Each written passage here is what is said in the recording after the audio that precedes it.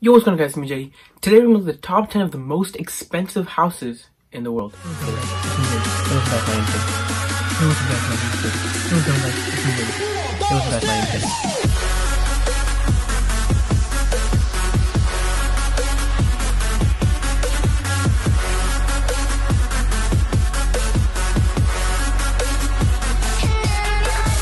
Starting it off, we're starting super high to $120 million.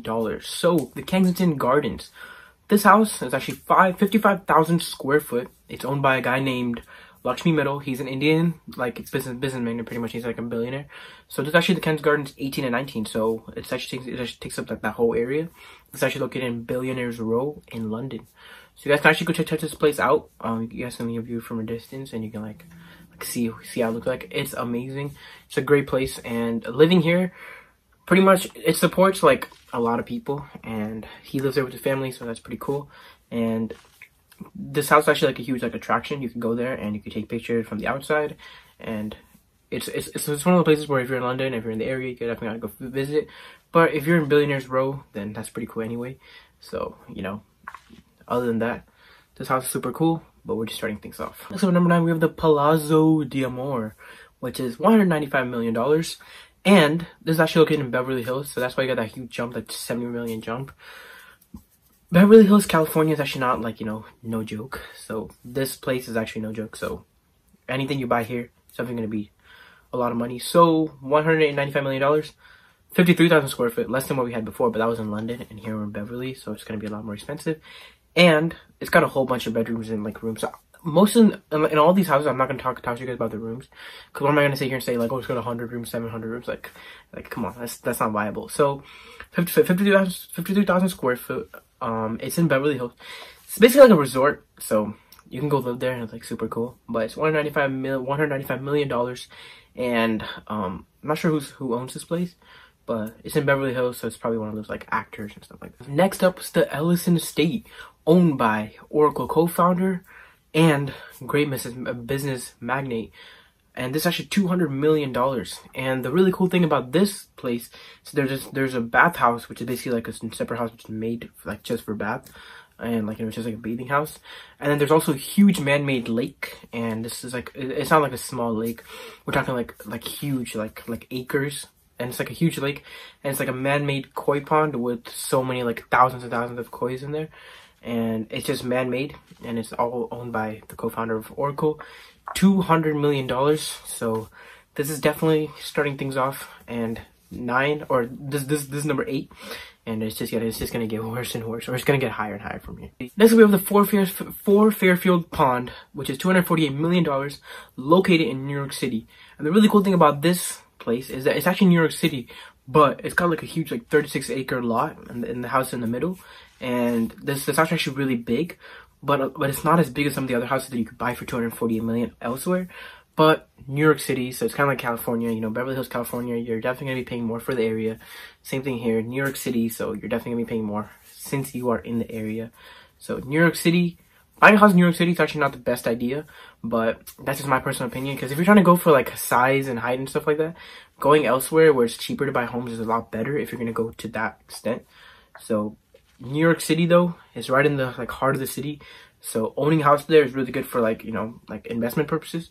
But owning it to live there, unless you're a resident there, it's probably not the best idea. But this house is super big, and it made it like this far on this list, or this early on this list, solely because of the fact that it's in New York City. Now we're gonna just go to the next level. All right, we are gonna go to penthouses. So $330 million is estimated. It's just a penthouse. It's the Odin Tower penthouse. This place is literally super cool. It's got like cool triangles going down. See, look at that picture, that pool and stuff like that. Super nice. This place is no joke also. It's a huge penthouse, and just going in there is super tough, and let alone buying a place there. So $330 million. And for a penthouse, it's actually located in Monaco. This place is really cool. Visiting this place is actually really hard, so I wouldn't recommend it. But the Odeon Tower is in Monaco. $330 million for a penthouse, so you can already tell like how grand that penthouse is gonna be. Next up, we have the Bubble Palace, also known as Les Palais Blues, but then the cooler name that a lot of people have kept for it is actually Bubble Palace. And the really cool part about this entire palace is that it all looks like it's super aesthetic. Like you see how there's like a bunch of circles and like water flowing and stuff. So it's super cool because like the whole like thing doesn't even look like a house. It looks like a bunch of bubbles. And the person who owns this actually like wanted to make it super like artistic and super like creative. So it actually looks really nice, and then like you can see like all the circles and like it's coming on the side of the mountain, so it's super cool. And this place, you can actually go check it out, but you know, you gotta do it from like a distance until you get a picture. You can take really good pictures of this place. And the Les Palais Blues is owned by Pierre Cardin, so $390 million can get you a house looking like that. Next we have the Villa Les Cedres, which is $450 million. Looks like that. It's super cool, and that palm tree is kind of hiding the picture. But this but this house is super big, grand, and it's basically like a hotel. So you walk in there, it's like a palace. We're at number 4, so it's just gonna get better from here. But this house right here is like super big, and it's basically a mansion. It's like a hotel. So going in there, I mean, if the person who owns this were to sell it, you can make a lot of money off this. But I'm sure if you're gonna own this place, then that's probably not your priority. So for $750 million, we have Villa Leopolda, or Leopolda. So this is that house, $750 million. Alfred Hitchcock's movie To Catch a Thief was actually like filmed here, so it's actually really famous for that. It's actually owned by a widow. And like it used to be Edmond Safra, who's like this like Brazilian banker who's like super rich. So he built this, and right now it's owned by his widow. And this house is actually like super big, and this is actually the 3rd most expensive house in the world. That's why it's 3rd on this list. So check this out. Check this house out if you have the chance to. It's actually number 2 on this list, located in Mumbai, India. It's the Antia. And this one is super cool because this house is $450 million, and this is 400,000 square foot, and that's what it looks like. It looks like a weird aesthetic tower.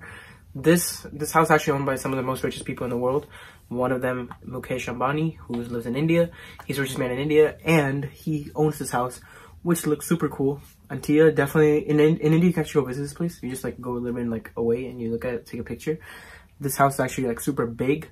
And this house is worth billions, and it's actually worth exactly $1 billion to live in this house, owned by the richest man in India. Guys, the thing that you guys have all been waiting for, number 1, pretty easy. We all saw this coming. Buckingham Palace, $2.9 billion if it were to be put up for sale. Is it gonna be put up for sale? Most probably not. So you guys, if you're trying to go buy this, you know, which I'm sure some of you guys are, I'm just kidding, but this house is really next level. $2.9 billion if it were to go on sale. This is like a tourist attraction. You can actually walk around in like the courtyard, and people actually go there as like a tourist attraction.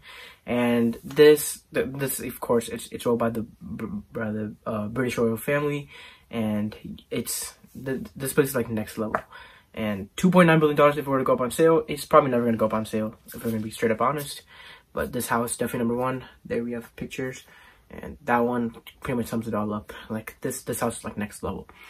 Pretty much a whole city gets like a whole city worth of people could be in this place.